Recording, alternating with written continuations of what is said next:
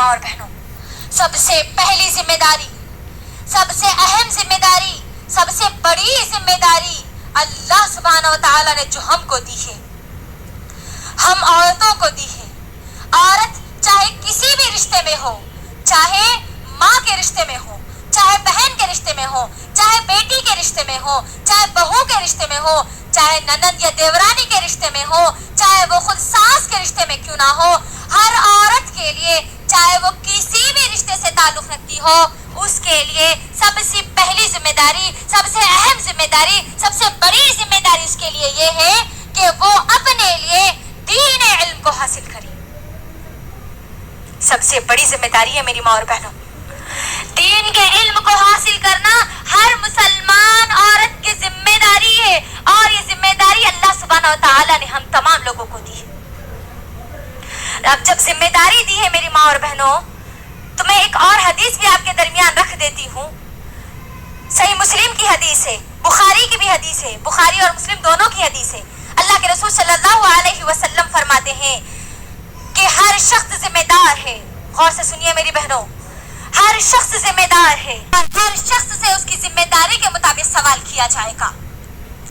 ایک حاکم، ایک لیڈر کی ذمہ داری اس کے عوام کی ذمہ داری ہے، اس سے کل اس کے عوام کے بارے میں سوال کیا جائے گا۔ ایک مرد اپنی بیوی، اپنے گھر والوں پر ذمہ دار ہے، اور اس سے کل قیامت کے دن اس کی ذمہ داری کے بارے میں سوال کیا جائے گا۔ عورت اپنے شوہر کے گھر کی ذمہ دار ہے، اور شوہر کے بچوں کی ذمہ دار ہے، شوہر کے مال کی ذمہ دار ہے، اور کل قیامت کے دن اس عورت سے اس کی ذمہ داری کے بارے میں سوال کیا جائے گا۔ گویا ہر عورت ذمہ دار ہے، ہر انسان اس عورت سے اس کی ذمہ داری کے بارے میں سوال کیا جائے گا۔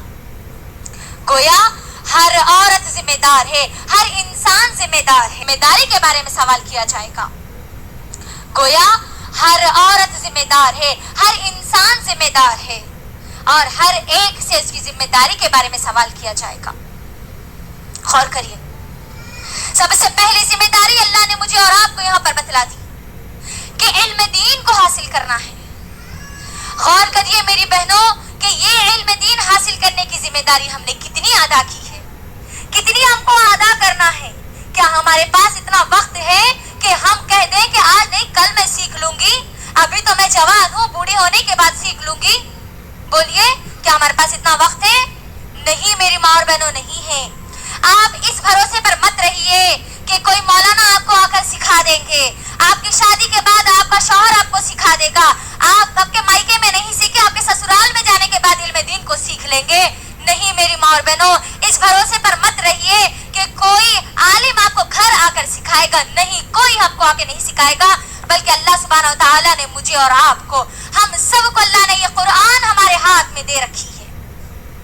قرآن دینے کے بعد اس بات کا انتظار مت کرو کہ کوئی آ کر آپ کو علم دین سکھائے گا۔ قرآن ہمارے پاس آنے کے بعد اللہ مجھے اور آپ کو، ہر شخص کو پوچھے گا، یہ قرآن آنے کے بعد تو نے کتنا علم حاصل کیا؟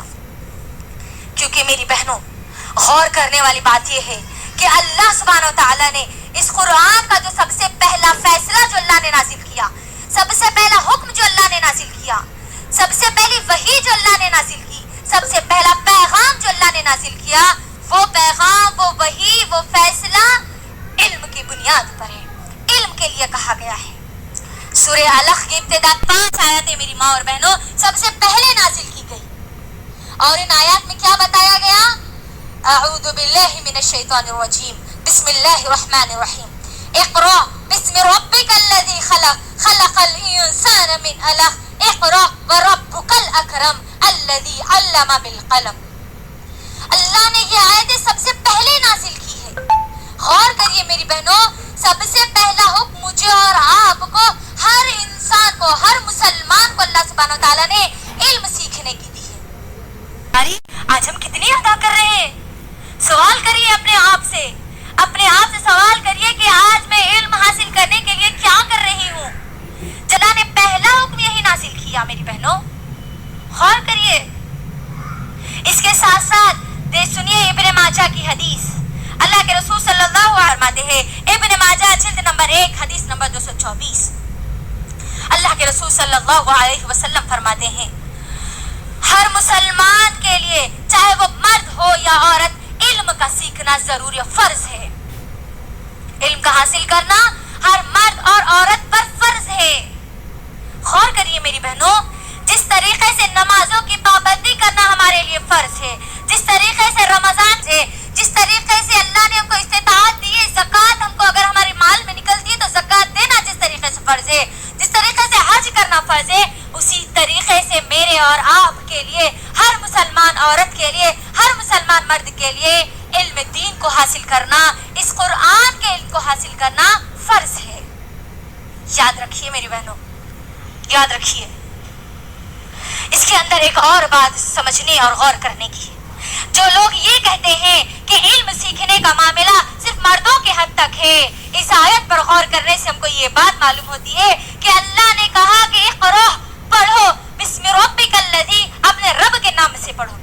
تو اللہ نے اس آیت میں یہ نہیں کہا میری بہنوں کہ اے مردوں تم پڑھو، اے عورتوں تم پڑھو. نہیں، مرد اور عورت ہر ایک کو مخاطب کر کے یہاں پر بیان کیا گیا ہے. غور کرنا میری بہنوں. تو علم دین کو حاصل کرنا ہم سب کی سب سے پہلی اور سب سے بڑی ذمہ داری ہے. اب میری ماں اور بہنوں، جب ہم لوگ یہ سمجھتی ہیں کہ قرآن کا علم مجھے اور آپ کو حاصل کرنا ہے، سیرت نبوی صلی اللہ علیہ وسلم کا علم مجھے اور آپ کو حاصل کرنا ہے، تو میرا آپ تمام لوگوں سے ایک سوال ہے میری ماں اور بہنوں. اس سوال کا جواب دینے کی کوشش کرنا. جب اللہ سبحانہ و تعالیٰ نے مجھے اور آپ کو اس قرآن کا علم حاصل کرنے کا حکم دیا ہے، تو میرا سوال ہے آپ تمام لوگوں سے کہ اللہ سبحانہ و تعالیٰ نے اس قرآن مجید میں سب سے پہلا علم کس چیز کا حاصل کرنے کا حکم دیا ہے؟ کوئی مجھے بتا سکتے ہیں کہ اللہ سبحانہ و تعالیٰ نے قرآن مجید میں سب سے پہلا علم کس چیز کا حاصل کرنے کا حکم دیے ہیں؟ چلیے میں ہی آپ کے درمیان رکھ دیتی ہوں. میری ماں اور بہنوں، اللہ نے جہاں کہہ دیا کہ علم حاصل کرنا ہے، ہر مسلمان عورت کی سب سے پہلی اور سب سے بڑی ذمہ داری جب علم حاصل کرنے کی ہے، تو اس کے لیے سب سے اہم بات یہ ہے کہ وہ سب سے پہلے اللہ سبحانہ و تعالیٰ کا علم حاصل کرے. کیونکہ اللہ سبحانہ و تعالیٰ نے قرآن مجید میں سورہ محمد سورہ نمبر 49 آیت نمبر 19 میں اللہ سبحانہ و تعالیٰ نے کہا فَعَلَمْ أَنَّهُ لَا إِلَهَ إِلَّا اللَّهُ. اللہ سبحانہ و تعالیٰ کہتے ہیں کہ لوگوں علم حاصل کرو کہ اللہ کے سوا کوئی معبود نہیں ہے. ہم کو علم سب سے پہلے کس چیز کا حاصل کرنا ہے؟ کہ اللہ کے سوا کوئی معبود نہیں ہے. اس بات پر مجھے اور آپ کو، ہر ایک کو ایمان لانا ہے. جب ہم یہ علم حاصل کریں گے تو ہمارا ایمان مضبوط ہوگا. میری ماں اور بہنوں، ہم کو یہ بات بھی، یہ علم بھی سیکھنے کی ضرورت ہے کہ جب ہم یہ علم حاصل کریں گے کہ اللہ کے سوا کوئی معبود نہیں ہے، تو اس علم کے لیے ہم اپنے ایمان کو کیسے مضبوط کریں، اس کے لیے مجھے اور آپ کو، ہر ایک کو، ہماری صحابہ اور صحابیات کے طریقوں کو دیکھنا ہوگا کہ انہوں نے کیسے مصیبتوں، پریشانیوں میں اپنے قدم کو جمائے رکھا، کیسے وہ اس دین علم کو حاصل کیا کرتی تھی، کیسے اس دین علم کے ذریعے اپنے ایمان کو مضبوط رکھتی تھی.